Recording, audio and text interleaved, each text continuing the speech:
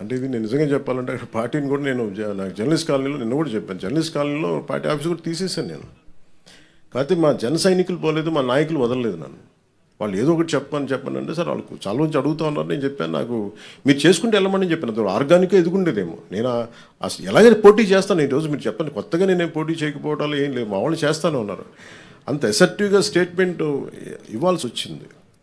అంతేగాని దాని ఏదో కూర్చోమని ప్రీ ప్లాన్డ్గానో ఏం లేదండి. ఎమోషనల్ ఏముంటుందండి పాలిటిక్స్లో? ఒక 2 దశాబ్దాలు తిట్టించుకున్న తర్వాత ఎమోషన్స్ ఏముంటాయి? ఇష్టారాజ్యంగా తిడతా ఉంటే ఇంకా భరించడం అనేది ఒక అలవాటు అయిపోయింది అందరికీ. నాకైతే అలా అలవాటు అయిపోయింది. అంతేగాని దాని ఎమోషన్స్ ఏముండవు. కాకపోతే ఏమవుతుందంటే, సో మీరు ఏ వాదనైనా పెట్టుకున్నాం, ఇబ్బంది లేదు. భారతదేశ సమగ్రతను బలహీనపరిచే ఏ విధానాలైనా సరే మేము చాలా బలంగా ఎదుర్కొంటాం. అది వ్యక్తి చేయనివ్వండి, అంతేగాని కొద్దిమంది వ్యక్తులు చేసేదాన్ని మేము అలాగే సమాధానం చెప్తాం. దీనికి ప్రత్యేకించి నాకు తెలంగాణ మీద అపారమైన ప్రేమ, నాకు తెలంగాణ మీద. అంతేగాని దానికి నేను అది కూడా చెప్పాను కదా, నేను ఇక్కడ 10 సంవత్సరాలు కష్టపడితే ఈ రోజున ఇంతమంది ఎమ్మెల్యేలు వచ్చాం. అలాంటిది చెప్పాను, మా వాళ్ళు పని చేస్తారని చెప్పాను తెలంగాణ కోసం. దాని అంతమించి సార్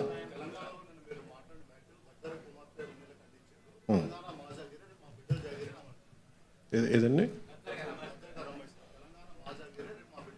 అది ఎవరికి మాట్లాడాను? అది తెలంగాణ ప్రజలను ఉద్దేశించి కాదు కదా.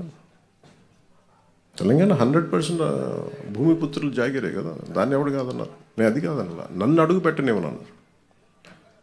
తెలంగాణ భారతదేశంలో అంతర్భాగం కదా. నువ్వు రాకూడదు, ఇక్కడ హాస్పిటల్ ఆపరేషన్ చేయించుకుంటూ ఒక్కళ్ళు మాట్లాడచ్చు, 10 మంది మాట్లాడచ్చు. కానీ గద్దర్ గారు ఎప్పుడు ఇలా మాట్లాడలేదు. మా అజయ్ కుమార్ గద్దర్ గారి శిష్యులే కదా. ఆయన ఉస్మానియాలో చదువుకున్న వ్యక్తే కదా, రాడికల్ మూమెంట్స్లో తిరిగిన వ్యక్తే కదా ఆయన. ఇది మేబీ వాళ్ళు ఏదైనా చూడకుండా ఏదైనా పొరపాటు అని ఉన్నారు.